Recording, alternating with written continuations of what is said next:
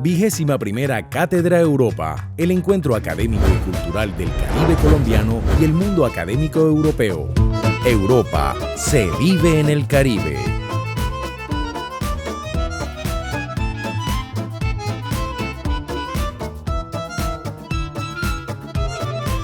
Buenas tardes, muchas gracias por la invitación en primer lugar. Estoy un poco enferma, tengo gripa, pero bueno, hice todo el esfuerzo por venir, ya me siento muy bien.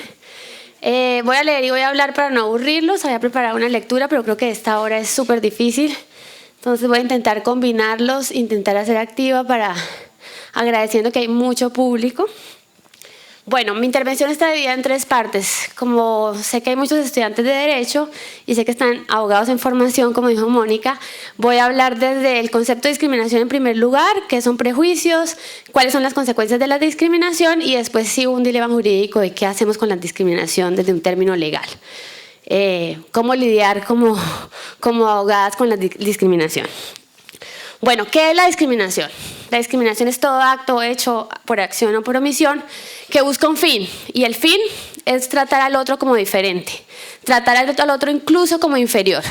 Ese es el fin de la discriminación. La Corte Constitucional ha señalado que la discriminación es un acto arbitrario dirigido a perjudicar a una persona, a un grupo de personas con base a un estereotipo o un prejuicio. Lo importante es tener en cuenta que el acto de discriminación puede ser consciente o inconsciente. Es decir, uno puede decir, ay, sí, no me di cuenta, pero lo estoy discriminando. Pues hay algo atrás que se llama prejuicio. Lo relevante del acto de la discriminación es saber que estamos afectando a alguien, que estamos causando un daño. Pero ¿qué es un prejuicio? Y entonces ahí es un elemento muy importante para entender cómo actúa la discriminación. Los prejuicios son construcciones colectivas, es decir, es como esa idea o preconcepto que uno tiene de algo que no lo hace de manera individual, normalmente lo hace de manera colectiva. Y por eso uno puede entender los prejuicios incluso poniendo un ejemplo contra las mujeres o contra la población LGBT. Es decir, esto no es una construcción de que yo creo que los gays son normales o anormales, naturales o no naturales, sino es como colectivamente la construcción hacia gays, lesbianas y personas trans fue así, históricamente fue así. Eso significa que es más difícil de erradicar, que la tarea no está fácil, porque no es una construcción que yo cambie a una persona y con eso cambio a la sociedad, sino que cambiar a un colectivo. Y ese es todo un desafío para el derecho. La Corte Constitucional ha señalado que los prejuicios son colectivos y que existe cierta población donde hay un criterio sospechoso de discriminación. Criterio sospechoso digamos que es algo técnico que utiliza la Corte. En palabras muy sencillas, hablar de criterio sospechoso desde el derecho es poner una alerta. Es decir, cuando una persona por su raza, sexo, orientación sexual, identidad de género se identifica dentro de estas categorías, significa que está especialmente protegido porque de pronto alguien va a tener un prejuicio negativo hacia esa persona. Entonces, como abogados tenemos como esa herramienta constitucional que es súper útil, es decir, si es sexo, raza, género, orientación sexual, de pronto ahí está pasando y eso se llama criterio sospechoso. Criterio sospechoso igual alarma, es como estar pendiente que ahí puede pasar algo. Y eso significa que la igualdad no pasa por un simple test como quién es igual y quién no, sino porque debe pasar si esto es necesario, porque es necesario y debe pasar por un test mucho más estricto. Pero también tenemos que tener en cuenta por qué se dan los prejuicios, que es esa forma de calificar y yo creo que ahí es como tener prejuicios es superhumano, o sea, todas las personas tenemos categorías, tenemos gustos y tendemos a clasificar en grupos. Y eso es como la historia de la humanidad, clasificamos por raza, blanco, negro, homosexual, heterosexual, indígena, no indígena. Y yo creo que uno debe ser consciente y cuando las personas dicen a veces, no, yo no discrimino, yo creo que uno tiene que ser consciente de esa herramienta porque como seres humanos y como construcción colectiva tendemos a discriminar. Y entonces a veces parece que falta como una reflexión, bueno, hasta qué tanto estamos haciendo discriminación o no. Es súper fácil hacerla, es más difícil darse cuenta que estamos discriminando. Con esto quiero decir que deconstruir o cambiar los prejuicios es súper difícil y el derecho es súper violento.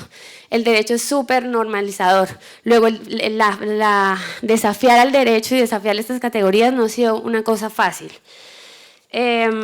Yo creo que muchas personas si uno nace, si una persona nace hombre, blanco y heterosexual, la vida le fue fácil, ¿no? Uno no tiene que justificarle nada, porque sencillamente nació en el privilegio. A diferencia de las personas que nacimos gays, lesbianas o trans, nos ha tocado luchar nuestros derechos. Al igual con las mujeres, es decir, en un momento las mujeres nacimos y solo por el hecho de ser mujeres no nos dejaron votar. Solo por el hecho de ser mujeres no podíamos tener bienes. Solo por el hecho de ser mujeres no podríamos divorciarnos o acceder a cierto tipo de contratos. Al igual, en tiempos más recientes, las personas LGBT han tenido que lucharlo todo. Es como que no nacimos con los mismos derechos, nos tocó luchar cada uno de los derechos. Ser profesora, ser lesbiana y ser profesora tocaba lucharlo, tocaba poner una acción de tutela y decir, mire, yo soy lesbiana y soy profesora y eso no me hace ni más peligrosa, ni menos peligrosa, ni menos docente, ni más docente. Y yo creo que esa es la construcción y la valiosa construcción del derecho en estos temas. Nos ha tocado luchar cada derecho, luchar matrimonio, luchar seguridad social, luchar pensiones, luchar contratos como el matrimonio, luchar el reconocimiento de la identidad de género. Y yo creo que hay que ser conscientes de esas luchas. Esas luchas están en el papel, son luchas legales. Ahora el desafío es hacerla realidad.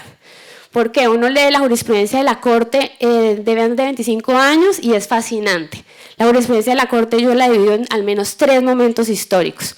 Un primer momento donde la Corte decía, está bien ser gay o lesbiana, individual, ¿no? Entonces, del 1993, que es la primera sentencia de la Corte en estos temas, al 2006 se protegían derechos individuales. Está bien que usted sea una docente, está bien que usted esté en el servicio militar, como individuos.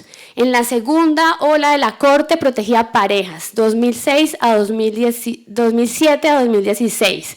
Es toda una jurisprudencia que desafía el término de ya no solamente sola, porque las personas gays o lesbianas no estamos solas, sino estamos con pareja. La Corte cambió, y la Corte cambió toda la jurisprudencia sobre parejas. ¿Por qué? Porque en la sentencia C075 de 2007 reconoció por primera vez en la historia que las parejas tenían derechos patrimoniales, y después de eso reconoció la salud, la seguridad social, los bienes patrimoniales, con pelea, ¿no? O sea, nadie nos ha regalado los derechos. Y finalmente con la SU 214 de 2016 reconoció matrimonio. Eso significa 10 años de lucha para que las parejas del mismo sexo seamos iguales y tengamos los mismos derechos a nivel familiar. Reconoció que éramos familia, cerrando un ciclo de discriminación histórica que teníamos desde la Constitución del 91. Y en la tercera ola, que va más o menos desde hace 10 años y que yo creo que todavía hay muchos desafíos, lo ha hecho con temas relacionados con identidad sexual, identidad de género. Ha reconocido que las personas tienen la identidad de género, que esto es un derecho, pero han tenido que pelearlo. Y han tenido que pelearlo con servicio penal militar, han tenido que pelearlo con salud.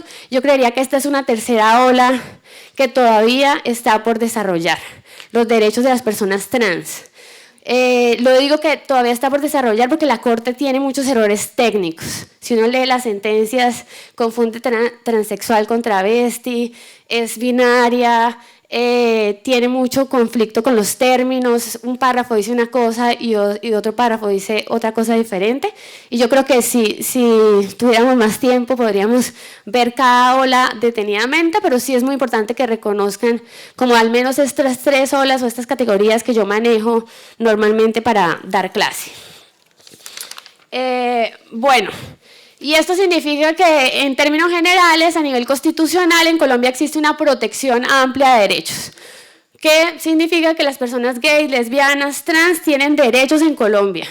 Cuando a veces me preguntan, ¿usted qué piensa que de las personas gays? O con cualquier pregunta, mi respuesta a eso ya lo discutimos. O sea, acá no estamos hablando si los gays tienen derechos o no, porque la Corte ya lo dijo y digamos que es una discusión saldada. Tenemos los derechos, iguales de obligaciones. Y entonces la pregunta, y esa es la tesis de mi texto, y es, en casos de discriminación, ¿cuál es el recurso para transformar los prejuicios? ¿Cuál es el recurso legal? Y entonces aquí le agrego como, bueno, primero, tenemos una protección constitucional muy alta. Pero segundo, tenemos una protección a nivel del Código Penal. Y esto es súper técnico. Y entonces ya les hablé todo lo que pasa en la Corte. Y el segundo parte es que hay un delito en Colombia que crea la Ley 1482 de 2011, que es el delito de discriminación. Y que se amplía, la protección se amplía en términos de sexo e identidad de género. y orientación sexual. Eso significa que cualquier gay, lesbiana, bisexual o trans que se crea ha sido víctima de discriminación puede iniciarle a una persona, como ya saben, el derecho penal es un de responsabilidad individual, iniciarle una acción penal o lo puede hacer la Fiscalía de oficio porque crea que le han vulnerado sus derechos y quiera, digamos, que ser reparado en materia penal. Yo creo que en este sentido yo tengo como a mí me parece que hay una tensión y esa es la tesis de esta ponencia. Yo creo que frente a la discriminación, y por eso expliqué todo lo del prejuicio y de las luchas, la acción penal o el derecho penal es súper peligroso. Entonces mi fundamento 1 es primero cuando hay un caso de discriminación deberíamos luchar por el reconocimiento social y exigir la igualdad. En segundo lugar, exigir a través de una acción constitucional que se reconozca esa igualdad. Y si conciliar no sirvió, si la acción constitucional no sirvió y si el hecho es muy, muy grave, ir al derecho penal. Pero el derecho penal, como en la mayoría de los casos, debe ser el último recurso, porque el derecho penal no transforma. Y esa es una de mis tesis, que puede ser controversial para los estudiantes de derecho. Yo creo que el derecho penal es súper agresivo, a diferencia del derecho constitucional, que es más transformador. Y entonces, para explicar esto, voy a hablar de un caso, como para aterrizar, porque bueno, dije toda esta discriminación, y voy a hablar del caso de Sergio Urrego. Yo conozco el caso de Sergio Urrego de cerca, fui la abogada del caso en términos constitucionales, y este caso presentaba una tensión. El caso presentaba como, ¿qué quiere como recurso? ¿Acción constitucional o acción penal? Voy a resumir el caso porque sé que todo el mundo no lo conoce o de pronto todo el mundo no es tan familiar a los hechos. Entonces los hechos se resumen de la siguiente manera. Sergio Urrego se suicidó el 4 de agosto de 2014 por motivos de discriminación en su colegio. Le iniciaron un proceso disciplinario porque se había tomado una foto con uno de sus compañeros, que era su novio. En este proceso disciplinario le ordenaron ir a terapias psicológicas, suspender la clase durante 3 días y hacer seguimiento psicológico por su comportamiento, porque su comportamiento iba en contra del manual de convivencia. Es decir, el manual de convivencia del colegio señalaba como un beso entre 2 hombres, como una falla sumamente grave, como un acto indecoroso, un beso entre 2 personas. Y entonces por eso le iniciaron este proceso, finalmente le violaron su debido proceso, él presenta una queja y, para resumir el cuento, él se suicida 3 meses más tarde. ¿Cuál es la responsabilidad del colegio en el suicidio de él? Fue una tensión constitucional, pero más que eso es qué acción llevo, es un acto de discriminación, ¿qué hacemos en el derecho? Entonces, imaginémonos que la mamá de Sergio llega a este auditorio y nos pregunta, bueno, mi hijo ha sido discriminado por orientación sexual, le iniciaron un proceso disciplinario que es totalmente injusto, ¿qué hacemos? La respuesta para mí, la dije en ese momento y la digo hoy, es utilizar el derecho constitucional como una herramienta transformadora y evitar el derecho penal. Sin embargo, en el caso, como uno no lo puede controlar todo, el fiscal general de la Nación en ese entonces, Eduardo Montealegre, inició de oficio una acción penal. Luego no había mucho que discutir porque el fiscal ya había tomado su decisión, pero se había tomado una acción constitucional. Entonces, en primer lugar, el caso se presentó una tutela. ¿Qué argumentos llevaba la tutela? Violación a unas cosas que tenían que ver con los hechos de discriminación y a otras cosas que tenían que ver después de su muerte. En primer lugar, los hechos de discriminación le violaron el debido proceso porque el manual de convivencia era inconstitucional. Declaraba que un beso entre 2 alumnos era una acción gravísima, lo cual viola cualquier principio constitucional en la medida que va en contra de las personas gays, lesbianas y bisexuales. En segundo lugar, le viola el principio de igualdad y no discriminación, dignidad humana, etc. Y en segundo lugar, se protegía el buen nombre y la memoria por parte de su mamá y su familia. Entonces, digamos que la acción constitucional tenía estos 2 frentes. Esta sentencia es una sentencia que sale en menos de un año. Creo que es la sentencia más rápida que he conocido en mi vida. Agota las 3 instancias en un año. Sergio se murió el 4 de agosto de 2014 y la sentencia sale el 10 de agosto de 2015. En menos de un año superó las 3 instancias, primera instancia, segunda instancia y sede de revisión ante la Corte Constitucional. La Corte Constitucional ordena dos clases de medidas, unas individuales respecto a la memoria, diciéndole que el colegio debe pedirle perdón por los actos de discriminación, ordena hacer una placa y un acto de reconocimiento público de responsabilidad. Y a nivel público, ordena revisar todos los manuales de convivencia de todos los colegios y capacitar a todos los docentes de Colombia. Entonces, ¿uno qué dice? Transformó a nivel individual y transformó a nivel colectivo. No voy a hablar sobre el impacto del fallo, pero las órdenes fueran esas. Se activó el proceso penal. ¿Qué sucedió con el proceso penal? Hoy sigue en curso. Tiene tres personas sindicadas, de las cuales 2 reconocieron responsabilidad y solamente una no la ha reconocido. Es un proceso penal que lleva 2 años y medio. El proceso penal que va a llevar a que las condenen, bueno, 2 aceptaron la responsabilidad, la tercera que la condenen, que pague una multa, como no tienen antecedentes penales, que finalmente pongan a activar la justicia durante 2, 4, 5, 6 años, no sé cuánto demore, y al final, ¿qué va a lograr? No va a lograr transformar nada, ni el sistema educativo, ni la memoria de Sergio. Entonces, a raíz de este caso, yo quisiera llevar esa reflexión sobre el uso del derecho penal, y sobre la transformación en términos de discriminación. Yo creo que es muy potente pensarse qué hacemos como la discriminación y pensarse qué queremos lograr cuando hablamos de discriminación. Con esto quiero decir también que todas las discriminaciones no son iguales, son sensiblemente diferentes. Y voy a decir sensiblemente diferentes porque cada quien se siente discriminado de manera diferente. Y si yo llego y clasifico la discriminación entre qué es más grave, que a uno lo echen del colegio, que uno se suicide, que uno entre en grave depresión, pues eso es muy sensible, ¿no? Cada persona determina cómo se ve más afectado o menos afectado. Entonces, en términos generales, y ya para concluir, yo quiero que se lleven la idea de la importancia del derecho constitucional, la importancia del recurso judicial, y ahí vamos como en coherencia con la exposición anterior, y recordar que cuando uno necesita transformar y eliminar la discriminación, la mejor herramienta posible y la más pedagógica es el derecho constitucional. Y yo creo que el caso de Sergio Urrego logró la transformación social y el proceso penal aún no ha terminado.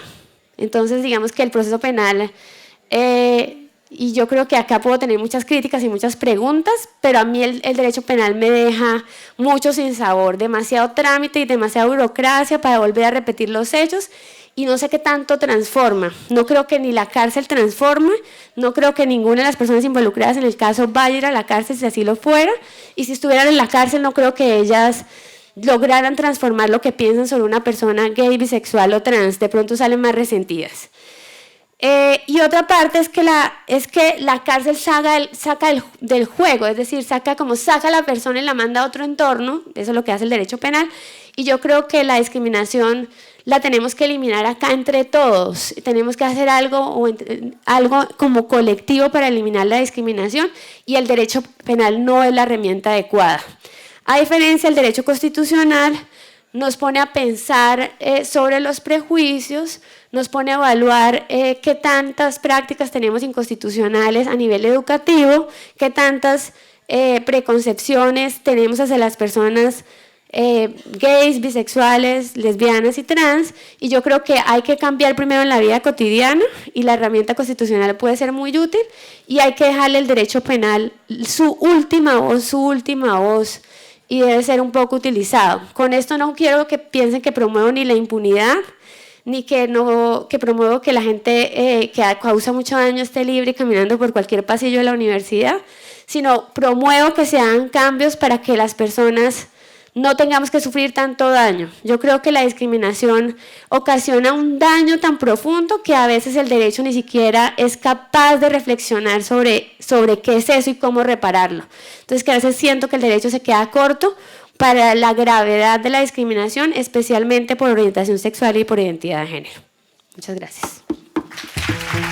21ª Cátedra Europa, el encuentro académico y cultural del Caribe colombiano y el mundo académico europeo. Europa se vive en el Caribe.